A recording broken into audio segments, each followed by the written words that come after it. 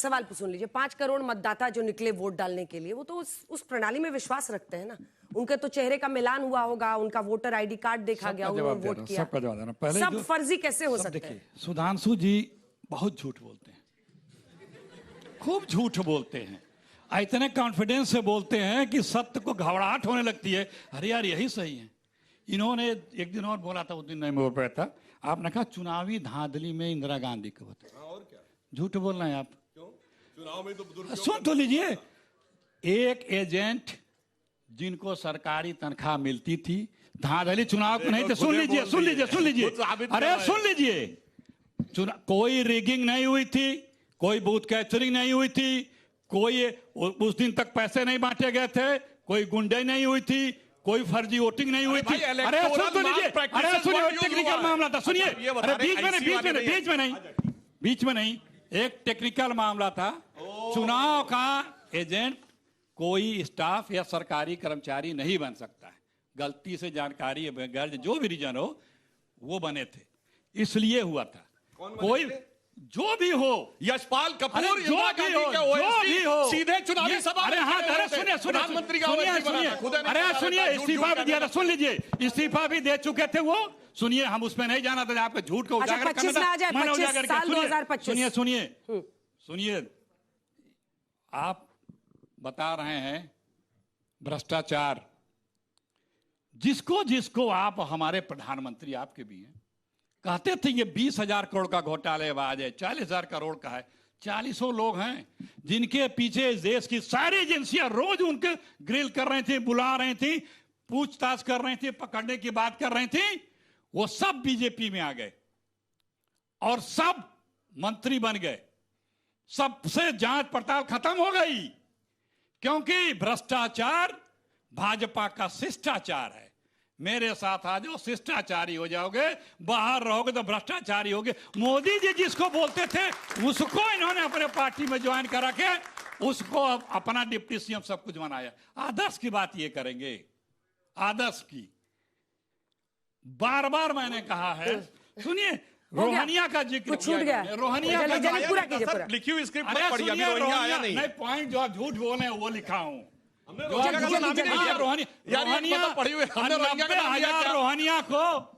हजार रोहनिया को कांग्रेस की सरकार ने बांग्लादेश डिपोर्ट किया था। 11 साल से ये हैं, 4,000 भी नहीं कर पाए। पार्लियामेंट का जवाब है। ठीक है आशुतोष जी जल्दी से माइक उठाइए।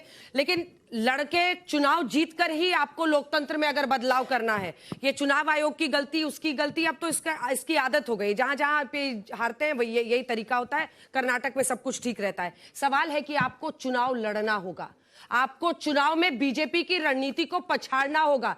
वैसी ताकत झोंकी थी क्या विपक्ष ने? फ्रेंडली फाइट, ये फ्रेंडली फाइट क्या होता है भाई? वोट काट रहे हो एक दूसरे का 10 सीट पर, जहां एक एक वोट के लिए लड़ाई है।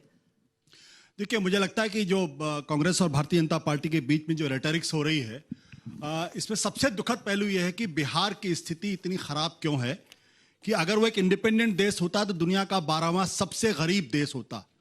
उस देश के अंदर जिसके बारे में कहा था फास्टेस्ट ग्रोइंग इकोनॉमी है, दुनिया की 4th लार्जेस्ट इकोनॉमी है, उस देश में एक ऐसा भी प्रदेश है जो अपने आप में दुनिया का 12वां सबसे गरीब देश है। उसका जीडीपी में कंट्रीब्यूशन आज की तारीख में पहले 6% होता था, 1990 में 4% होता था, आज 2.56% है। जहां सिर्फ 4% लोग ऐसे हैं जो 50,000 रुपए से ज्यादा कमाते हैं। 6% लोग ऐसे हैं जो ग्रेजुएट हैं।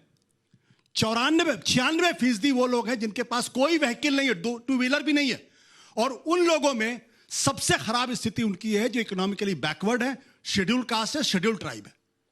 इस पर चर्चा नहीं हो रही। कहीं चर्चा आप नहीं, क्यों नहीं हो रही चर्चा? नीतीश कुमार 20 साल से बिहार के मुख्यमंत्री हैं।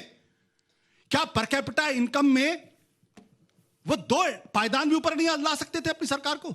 ठीक दो है, जवाब पायदान दीजिए इसका। क्या उसके बाद में 6% से संगीत रानी जी ग्रेजुएट के की पास संख्या जाएंगे। बढ़ा के 20% नहीं और कर ये सकते जो थे? रिप्रेजेंटेशन है इसमें बीजेपी का चर्चा नहीं होती। ठीक है, एक बार भारतीय जनता पार्टी और कांग्रेस पार्टी के लोग एक दूसरे के ऊपर देखिए, रेटरिक्स बात करते हैं। आशुतोष जी से ही विचार कर लेना चाहिए था। काहे एसआईआर पे चर्चा करें, इस पॉइंट पे काहे नहीं चर्चा किया मेरे भैया?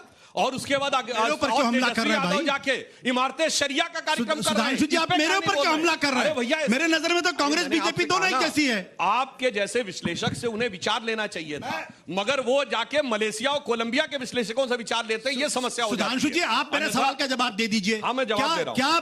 क्या 6% लोग ग्रेजुएट हैं बिहार के अंदर, सच्चाई है या नहीं? क्या 4% लोगों की आबादी 50,000 से ठीक है, उसी ज्यादा का है या जवाब नहीं? दे रहे हाँ या ना, हैं। मुझे हाँ, ठीक है, जवाब दे रहे हैं। अच्छा बताइए, बिहार की पर कैपिटा इनकम कितनी थी जब हम आए?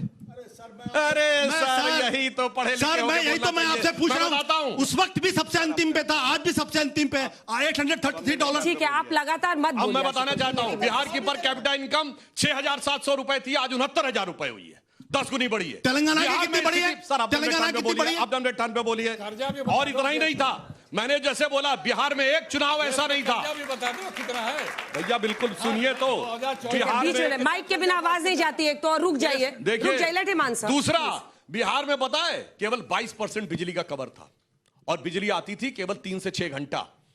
मैं उदाहरण याद दिलाना चाहता हूं, लोगों को याद होगा 2005-6 के आसपास जिन लोगों ने अपने घरों में, जिन्होंने दुकानों में जनरेटर रखे थे, 20 रुपया मोबाइल चार्ज करवाने का लेते थे, क्योंकि बिजली तो आती नहीं थी। तब नोकिया का मोबाइल होता था, एक बार चार्ज करा के 2-3 दिन चल जाता था। वहां से लेके आए। बताइए, बिहार में कोई आईआईएम था? नहीं।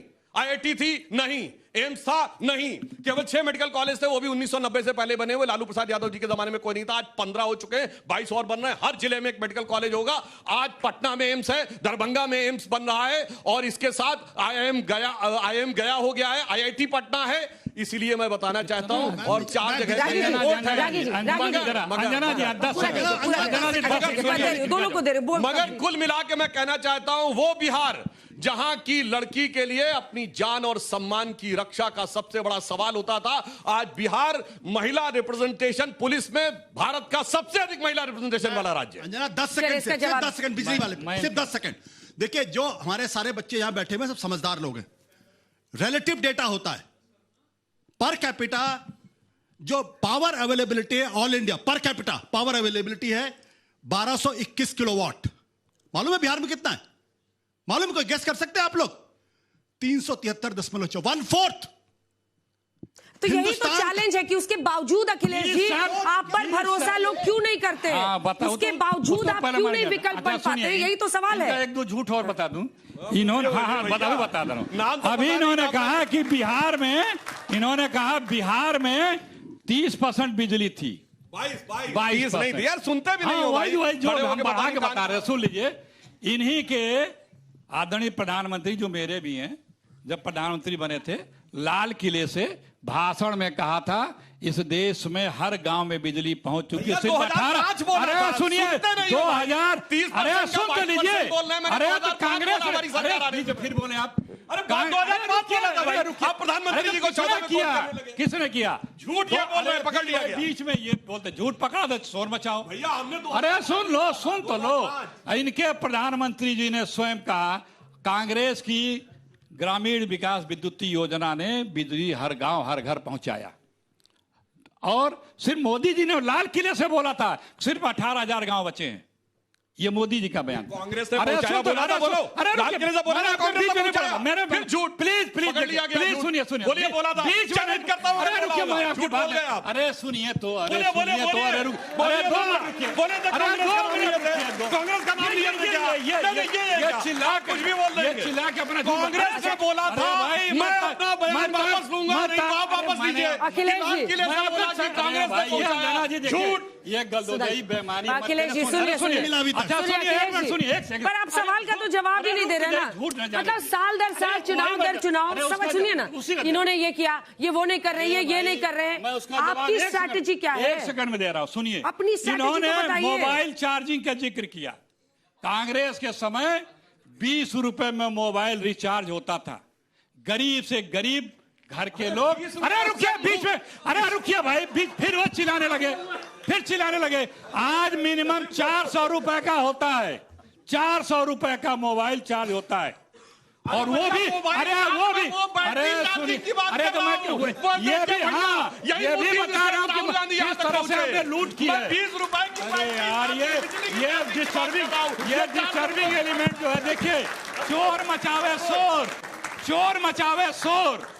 मैं ये कह रहा हूं कि जो मोबाइल 20 रुपए में रिचार्ज होता था, जिसका महीना 30 दिन का होता था, वो इनके हुकूमत में, गरीब की बात, महंगाई पे आपको हंसी आएगी, क्योंकि आपके साहब 8,500 करोड़ के जहाज में घूमते हैं ना, करोड़ों के सूट में घूमते हैं, पहनते हैं ना, तो गरीब के मोबाइल पे आपको हंसी आएगी कि गरीब का बेटा, अरे सुनिए, कौन सा जहाज होता है? का बेटा जो विदेश सुनिए रहता ना। है, फोन से बात करके अपने बेटे से हाल चाल ले लेता है, वो 400 भराता है, उस पे आपको हंसी आएगी।